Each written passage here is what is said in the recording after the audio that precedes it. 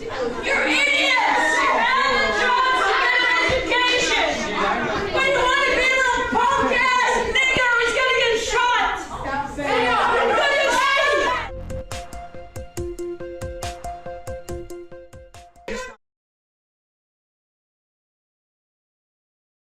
to describe African nations. New tapes have just been released by the National Archives that reveal similar language used by the late President Ronald Reagan. So let me take you back to 1971, and it was Reagan, who was, by the way, the governor of California at the time, was on the phone with then President Richard Nixon. And so during this conversation, Reagan referred to leaders of African nations as, quote, monkeys, and then President Nixon gets in his own dig. Here you go.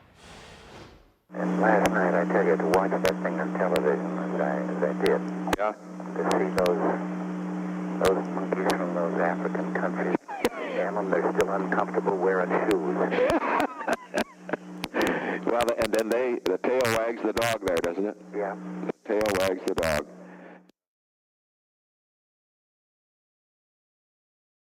This cute video that the OKC Zoo just posted. Okay, you have to see this. This is Finn. We're about to show. Oh my goodness, take a look at him. He's a resident of the Oklahoma City Zoo. And this week, the zoo's ape caretaker took over their Instagram, and we are all loving that they did. And as you can see, Finn was fascinated. Definitely ready for his close-up there. Kind of looks like you. What do you take a picture of? It kind of does. I'm here this morning because I want to apologize. Not only to my coworker, Jason, but to our entire community. I said something yesterday that was inconsiderate, it was inappropriate, and I hurt people. And I want you to know I understand how much I hurt you out there and how much I hurt you. I love you so much, and you have been one of my best friends for the past year and a half, and I would never do anything on purpose to hurt you. And I love our community. And I want you all to know, from the bottom of my heart, I apologize for what I said. I know it was wrong, and I am so sorry. Well, Alex, thank you very much. And I do accept your apology, and I do appreciate your apology.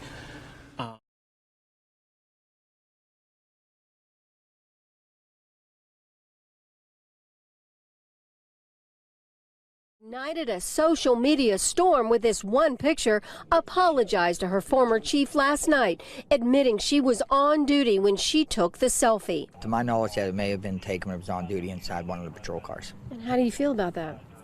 Well, I am actually a little saddened on that. That we have more integrity than that within this department. Pitcairn Police Chief Scott Farrelly told Channel 11 today Adamson actually resigned last week before the Facebook firestorm to take a job as a McKeesport police officer. Within the past 24 hours, Adamson was fired from that job where she was still undergoing training, and Channel 11 confirmed that last night Adamson resigned from Versailles Police, where she had worked part-time for 2 months. During the 9 months she was employed here as a part-time police officer, were there any complaints from the community about her performance? No, I have never received.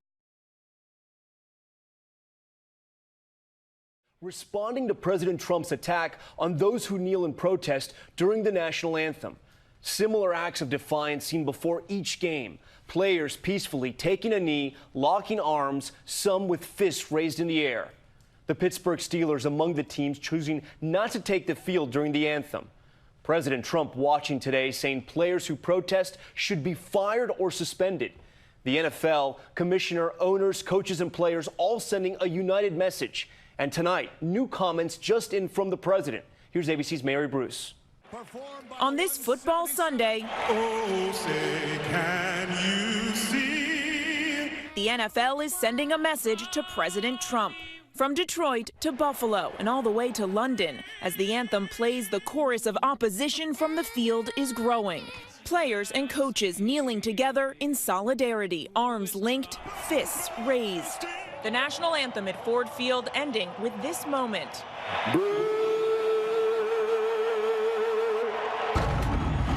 The Patriots' Tom Brady shoulder to shoulder with his teammates. In Chicago, all but one of the Steelers declined to take the field. The lone player who stood, Alejandro Villanueva, a U.S. Army veteran. And in Nashville, the Titans and the Seahawks sitting out the anthem altogether. It started with this jab and crude language from the president on Friday, taking on football players like Colin Kaepernick, who kneel during the national anthem to protest racial and social injustice.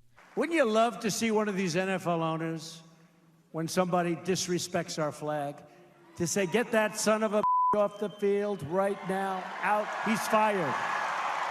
He's fired! Tonight,